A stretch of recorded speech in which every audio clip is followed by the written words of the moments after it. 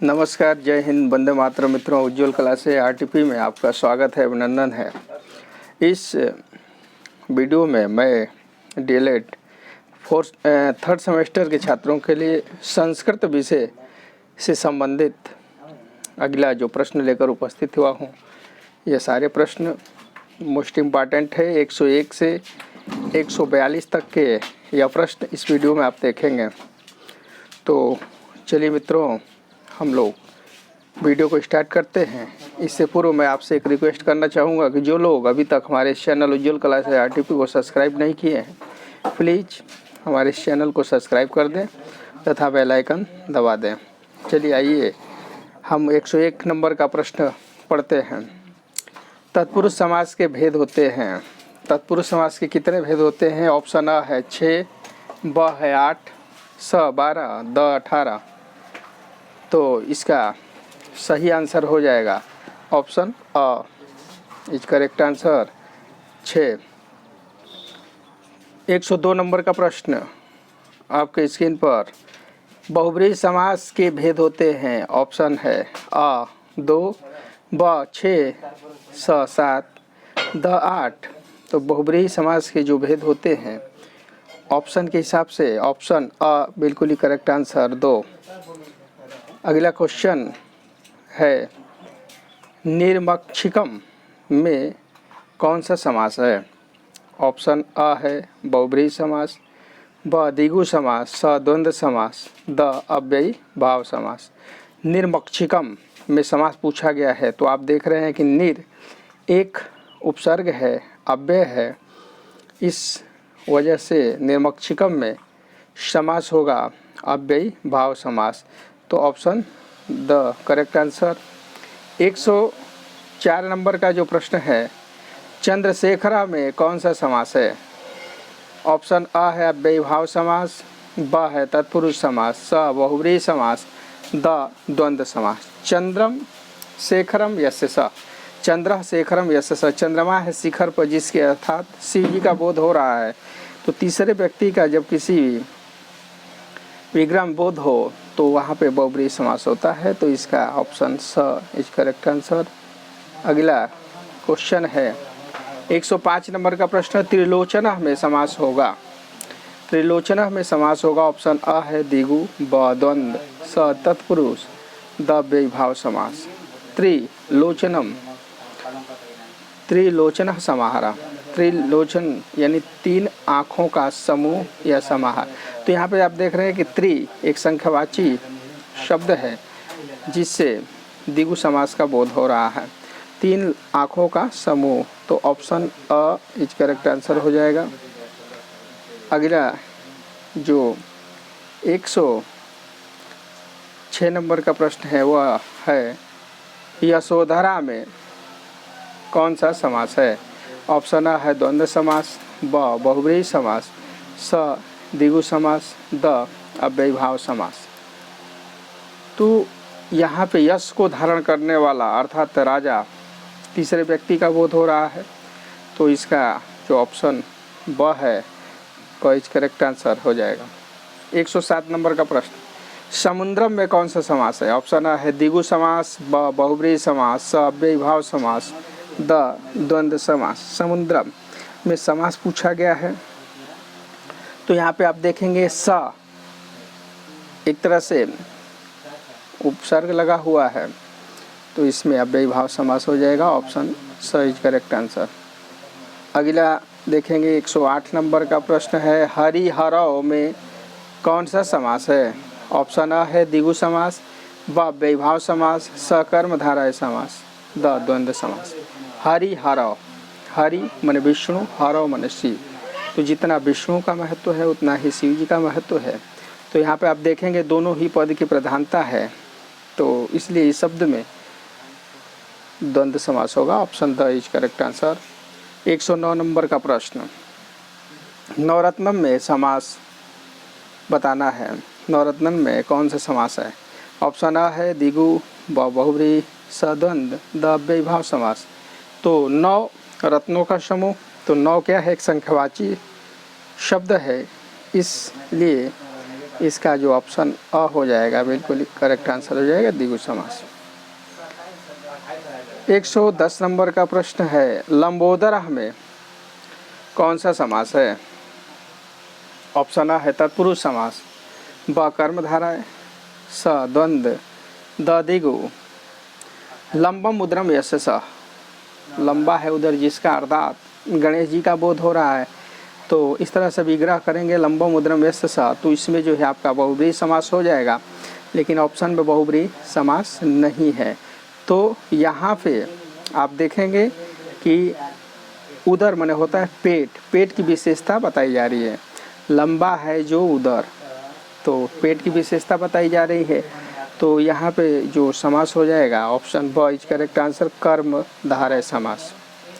111 number का प्रश्न, बालक का चतुर्थ व्यक्ति में प्रथम एक वचन में रूप होगा। ठीक है, ऑप्शन आ है बालकाय, ब बालकार, स बालकेन, द कोई नहीं। बालक का चतुर्थी विभक्ति में एक वचन में जो रूप होगा वह बालक का प्रथमा से सप्तमी तक पढ़िए। बालक बालकम बालकेन बालकाय, तो बालकाय देख रहे हैं चतुर्थी में आ रहा है, तो इसका जो अ इज करेक्ट आंसर हो जाएगा, क्योंकि बालकाय में चतुर्थी विभक्ति एक वचन का प्रयोग हुआ है। 112 नंबर का प्रश्न, नपुंसक लिंग है, ऑप्शन अ है बालक, ब एते, स नदी, द सर्वा।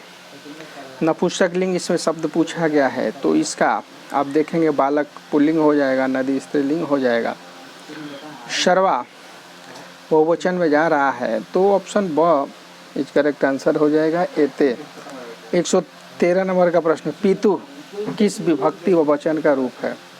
ऑप्शन अ है द्वितीया एक वचन, ब तृतीया एक वचन, स पंचमी एक वचन, द सप्तमी एक वचन। तो पिता का रूप आप प्रथमा सप्तमी तक पढ़िए तो क्लियर हो जाएगा कि पितु में विभक्ति और वचन कौन सा है। पिता पित्रम पित्रा पित्रे, पितुः पितुः पितरी पिता, तो इसमें देखेंगे पितुः पितु पंचमी और षष्ठी आ रहा है, तो यहाँ पे देखेंगे कि षष्ठी कहीं नहीं है ऑप्शन में, तो पंचमी एक वचन, यह स इज करेक्ट आंसर हो जाएगा।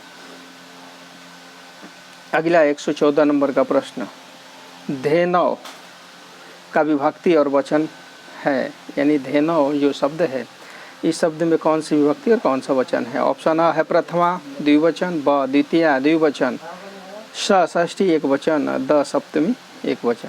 धेनु का रूप आप पढ़िए प्रथमा से सप्तमी तक, धेनु धेनुम धेन्वा धेनवे, धेनो धेनो धेनो धेनो, तो धेनो आ रहा है किसमें? सप्तमी में आ रहा है, तो इसका जो ऑप्शन हो जाएगा द इज करेक्ट आंसर, सप्तमी विभक्ति एक वचन। 115 नंबर का प्रश्न, बारी शब्द के तृतीय एक वचन में चुनकर सही रूप लिखिए। ठीक है, बारी शब्द के तृतीय एक वचन में चुनकर रूप लिखना है। अ हो जाएगा वारिणा, ब वारिणः, स वारिण, द वारिणे। तो यहाँ पे जो इसका आंसर हो जाएगा, वारी का पढ़ेंगे, वारी ही वारिम वारिणा वारिणे, वारी ही वारिम वारिणा वारिण, तो वारिणा आ रहा है, वारिणा किस में आ रहा है? अ इज करेक्ट आंसर हो जाएगा। वारिणा तृतीया में आ रहा है, तृतीया एक वचन में आ रहा है। अगला है 116 नंबर का प्रश्न, सर्व शब्द का सर्वसाम रूप बनता है। ऑप्शन अ है प्रथमा में, ब चतुर्थी में, स षष्ठी में, द सप्तमी में। तो इसका जो आंसर हो जाएगा ऑप्शन स इज करेक्ट आंसर। 117 नंबर का जो प्रश्न है वो आपके स्क्रीन पर दिखाई दे रहा है। पश्चानी रूप किस लकार का है?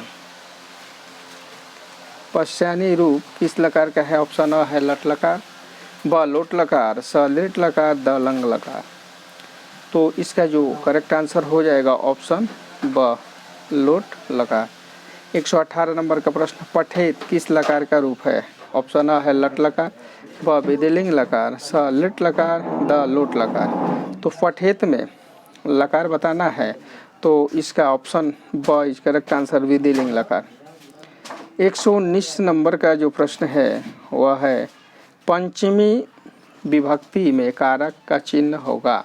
देखिए पंचमी विभक्ति में कारक का चिन्ह, कर्ता ने कर्म को कर्ण से संप्रदान के लिए अपदान से अलग, तो अपदान में क्या हो रहा है, पंचमी विभक्ति और अलग होने की भावना है, तो option the is correct answer हो जाएगा। 120 नंबर का प्रश्न है संप्रदान कारक में चतुर्थी विभक्ति में चिन्ह होता है।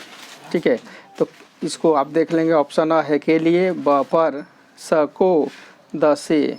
तो कर्ता ने कर्म को कर्ण से संप्रदान के लिए, तो इसमें आप देखेंगे option A is correct answer हो जाएगा। 121 नंबर का प्रश्न है वह चतुर्थी विभक्ति का प्रयोग होता है। ऑप्शन अ कर्म कारक, ब कर्ण कारक, स संप्रदान कारक, द अपदान कारक। तो चतुर्थी विभक्ति का यहाँ पे प्रयोग पूछा गया है, तो इसका जो आंसर हो जाएगा संप्रदान कारक ही करेक्ट। 122 नंबर का प्रश्न तृतीया विभक्ति है। ठीक है, तृतीया विभक्ति है। ऑप्शन अ है कर्ण कारक, ब कर्म कारक, स अपादान कारक, द संप्रदान कारक। तो तृतीय विभक्ति पूछा गया है, तो तृतीय विभक्ति किस कारक में होती है, तो कर्ता ने कर्म को कर्ण से, तो ये आपका अ इज करेक्ट आंसर हो जाएगा, क्योंकि कर्ण कारक में तृतीय विभक्ति का प्रयोग होता है। 123 नंबर का प्रश्न उल्काय तम रोचते वाक्य के रेखांकित पद में कौन सी विभक्ति है। ठीक है, तो उल्काय तम रोचते, तो उल्काय में पूछा गया है विभक्ति। ठीक है, तो इसका जो आंसर हो जाएगा ऑप्शन ब इज करेक्ट। कोई भी शब्द हो जिस शब्द के अंत में यह आ जाए या त में हलंत लगा हो, तो यह आता है तो चतुर्थी होगा, त में हलंत होगा तो पंचमी होगा। जिससे राम का रूप चलता है उसी का अनुरूप। राम का रूप अगर आपको याद है तो आप कोई भी कारक आता है उसको आराम से बता देंगे। चलिए 124 नंबर का प्रश्न है स हरे कुप्यति। हरे शब्द में विभक्ति बताना है। ठीक है, ऑप्शन अ है तृतीय, ब द्वितीय, स चतुर्थी, द पंचमी। तो हरि का रूप पढ़िए आप, प्रथमा से सप्तमी तक जाइए, हरे शब्द मिल जाएगा। कहाँ मिल रहा है देखिए, हरि ही हरिम हरिणा हरे, तो हरे किस पे आ गया, चतुर्थी पे, तो सही करेक्ट हो जाएगा। हरि हरिम हरिणा हरे, हरे हरे हरो हरे। 125 नंबर का प्रश्न है तिलेसु में प्रयुक्त विभक्ति है। ठीक है, तिलेसु में प्रयुक्त विभक्ति है। ऑप्शन अ है तृतीया, ब पंचमी, स प्रथमा, त सप्तमी। तो देखिए जहाँ पे सु लगा हो, कोई भी शब्द हो, रामेशु, कविसु, हरिसु, गुरुसु, तो सु लगा हो तो सु वाले में जो है बहुवचन सप्तमी विभक्ति का प्रयोग होता है, तो इसका द इज करेक्ट आंसर हो जाएगा। 126 नंबर का प्रश्न है क्रोधात में कौन सी विभक्ति है। ऑप्शन अ है द्वितीय, ब चतुर्थी, स पंचमी, द षष्ठी। तो क्रोधात देखिए कोई भी शब्द होता है तब शब्द के अंत में उसमें हलंत लगे हुए हों, तो रामः रामम रामेण रामाय रामात, तो त में हलंत लगा है ना, तो पंचमी में आ रहा है ना, तो इसका क्रोधात में भी क्या हो जाएगा, स पंचमी विभक्ति। 127 नंबर का प्रश्न है संस्कृत भाषा में यम है। ऑप्शन अ है 12, ब 10, स 4, द 5। तो इसका ऑप्शन सही करेक्ट आंसर हो जाएगा। 128 नंबर का प्रश्न ऑप्शन संस्कृत भाषा में वर्ण के भेद हैं। देखिए इसमें संस्कृत भाषा में वर्ण का भेद पूछा गया है। ऑप्शन अ है 2, ब है 15, स 4 और द 20। तो संस्कृत भाषा में जो वर्ण होते हैं उनकी संख्या 2 बताई गई है। एक स्वर होता है और एक व्यंजन होता है। स्वर को अच कहा गया है, व्यंजन को हल कहा गया है। तो इसका अ इज करेक्ट आंसर हो जाएगा। 129 नंबर का प्रश्न निम्न में स्वर का भेद नहीं है। ऑप्शन अ है दीर्घ, ब हर्ष, स प्लुत, द अंतस्थ। तो निम्न में स्वर का भेद नहीं है। तो देखिए यहाँ पे देखेंगे दीर्घ, हर्ष, प्लुत ये स्वर के भेद हैं, द अंतस्थ ये व्यंजन का भेद है। तो इसका द इज करेक्ट आंसर हो जाएगा। 130 नंबर का प्रश्न है, स्वर कहलाते हैं। उज्ज्वल कला से आरटीपी, उज्ज्वल कला से आरटीपी जो हमारा चैनल है, प्लीज़ इसको आप सब्सक्राइब करें और इस वीडियो को पूरा अंत तक देखेंगे। 130 नंबर का प्रश्न, स्वर कहलाते हैं। ऑप्शन अ है अच, ब अक, स अण, द एंग। स्वर कहलाते हैं। तो देखिए जितने भी स्वर हैं माहेश्वर सूत्र के आधार पर उनको अच की उपाधि दी गई है और जितने भी व्यंजन है उनको हल की उपाधि दी गई है। तो इसका option A is correct answer. आपके स्क्रीन पर उज्ज्वल कला से आरटीपी दिखाई दे रहा है, तो प्लीज़ जो लोग अभी तक हमारे चैनल को सब्सक्राइब नहीं किए हैं और इस वीडियो में नए हैं, तो वो लोग हमारे इस चैनल को सब्सक्राइब कर लें। यूट्यूब में आप जाकर के उज्ज्वल कला से आरटीपी सर्च करेंगे तो हमारा सारा वीडियो आ जाएगा और प्लेलिस्ट भी है, प्लेलिस्ट में भी जाकर के आप इस वीडियो को देख सकते हैं। वीडियो अच्छा लगता है तो आप उसको अधिक से अधिक मात्रा में शेयर करें और चैनल को सब्सक्राइब कर दें। चलिए आगे बढ़ते हैं। 131 नंबर का प्रश्न, स्पर्श व्यंजनों के वर्ग हैं। स्पर्श व्यंजनों के वर्ग पूछा गया। ऑप्शन अ है 1, ब है 5, स 4, द 3। तो स्पर्श व्यंजनों का जो वर्ग होता है, क से म तक के जो वर्ण होते हैं जिनको 5 वर्गों में विभाजित किया गया है, तो ऑप्शन ब इज करेक्ट आंसर। 132 नंबर का प्रश्न है, व्यंजन वर्ण कहलाते हैं। देखिए व्यंजन वर्ण को क्या कहते हैं। ऑप्शन अ है हस, ब है जस, स हल, द हण। तो जितने भी व्यंजन वर्ण हैं जिनकी संख्या 33 बताई गई है उन्हें हल नाम से जाना जाता है। 133 नंबर का प्रश्न, माहेश्वर सूत्रों की रचना की थी। अ वात्स्यायन ने, ब पतंजलि ने, स माहेश्वर ने, द पाणिनि ने। तो देखिए माहेश्वर जो सूत्र हैं जिनकी संख्या 24 बताई गई है और इन माहेश्वर सूत्रों को महर्षि पाणिनि जी ने शिव जी की उपासना करने से प्राप्त किया था। तो एक तरह से महर्षि पाणिनि जी के जो गुरु हो गए वह शिव जी हैं। ठीक है, तो इन माहेश्वर सूत्रों की रचना करने वाले ऋषि का नाम है महर्षि पाणिनि और पाणिनि जी ने एक ग्रंथ लिखा है अष्टाध्यायी, जिसमें 8 अध्याय हैं और प्रत्येक अध्याय में 4-4 पाद हैं। इस तरह से पूरे अष्टाध्यायी में 32 पाद हैं। चलिए अगला क्वेश्चन देखते हैं। 134 नंबर का प्रश्न है, जिन स्वरों के उच्चारण में एक मात्रा का समय लगता है उन्हें क्या कहते हैं। ऑप्शन अ है हरस, ब दीर्घ, स पलुत, स द हरस पलुत। तो जिन स्वरों के उच्चारण में एक मात्रा का समय लगता है उन्हें हरस कहते हैं। Option A is correct answer. 135 number का प्रश्न है, ट वर्ग के व्यंजन वर्ण कहलाते हैं। ठीक है, ट वर्ग के व्यंजन वर्ण क्या कहलाते हैं। ऑप्शन अ है अंतस्थ, ब उष्म, स स्पर्श, द संयुक्त। तो 135 नंबर का जो प्रश्न है, तो ट वर्ग में आने वाले जितने वर्ण हैं उनको स्पर्श व्यंजन वर्ण कहते हैं। ठीक है, 136 नंबर का जो प्रश्न है वह है व वर्ग का उच्चारण स्थान है। ठीक है, व वर्ग का, वर्ग नहीं है वर्ण होना चाहिए, व वर्ण का उच्चारण स्थान है। तो जो व वर्ण है उसका जन्म स्थान पूछा गया है। आ है दंतोष्ठ, ब कंठोष्ठ, स है कंठतालु और द है मूर्धा। तो वकारः दंतोष्ठ, इस सूत्र के माध्यम से व का उच्चारण स्थान हो जाएगा दंतोष्ठ। Option A is correct answer. देखिए दंत, 137 नंबर का प्रश्न है, दंत किसका उच्चारण स्थान है।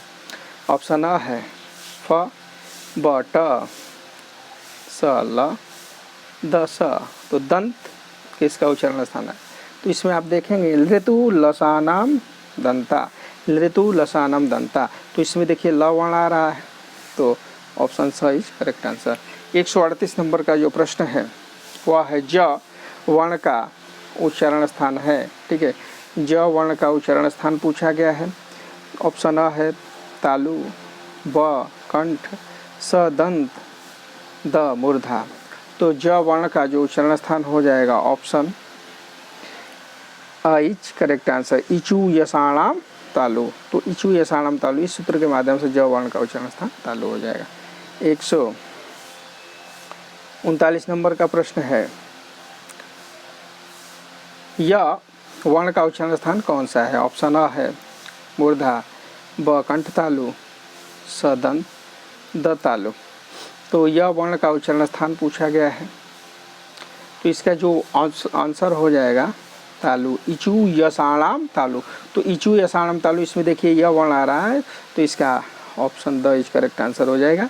140 नंबर का प्रश्न, कंठ तालु से उच्चारित होने वाले कौन से वर्ण हैं? देखिए कंठ तालु से उच्चारित होने वाले वर्ण ऑप्शन अ है ए आए, ब उ ऊ, स ई, द ओ औ। तो कंठ तालु से उच्चारित होने वाले जो वर्ण है, इसका answer option A is correct हो जाएगा, ए आई। 141 नंबर का प्रश्न है, री वर्ण का उच्चारण स्थान कौन सा है? री वर्ण का उच्चारण स्थान ऑप्शन अ है दंत, ब कंठ, स मूर्धा, द तालु। तो री वर्ण का उच्चारण स्थान पूछा गया है, ऑप्शन स इज करेक्ट आंसर। ऋतु रसाणाम मूर्धा, इस सूत्र के माध्यम से री वर्ण का उच्चारण स्थान मूर्धा हो जाएगा। 142 नंबर का प्रश्न है, री वर्ण का उच्चारण स्थान कौन सा है? ऑप्शन अ है कंठोष्ठ, ब कंठ तालु, स दंत, द दंतोष्ठ। तो ली वर्ण का उच्चारण स्थान पूछा गया है, ऋतु लसानाम दंता। तो ली इस तरह बोल रहे हैं, तो आप देख रहे हैं कि दंत और ओष्ठ दोनों का स्पर्श हो रहा है, तो इसका द करेक्ट आंसर हो जाएगा। तो मित्रों, इस वीडियो में आप लोगों ने 142 नंबर तक के प्रश्नों को आपने पढ़ा। मुझे पूरी उम्मीद है, विश्वास है आप लोगों से कि वीडियो आपको अवश्य ही पसंद आया होगा। और इस वीडियो में आप लोगों ने समास और वर्ण जिनका उच्चारण स्थान से संबंधित प्रश्न है, इस प्रश्नों के बारे में आप लोगों ने पढ़ा। आप लोग को अनेक वीडियो हमारे उज्ज्वल क्लास RTP के माध्यम से मिलेंगे, जिसमें समास से संबंधित, माहेश्वर सूत्र से संबंधित और वर्णों के उच्चारण स्थान से संबंधित संस्कृत विषय में तमाम तरह के वीडियो मिलेंगे। तो आप लोग प्लीज़ उज्ज्वल क्लास RTP इस चैनल को यूट्यूब में जाकर सर्च करें, और जैसे हमारा वीडियो आता है उस वीडियो को पढ़ें। वीडियो पसंद आ जाता है तो प्लीज़ हमारा चैनल उज्ज्वल क्लास RTP को सब्सक्राइब करना न भूलें।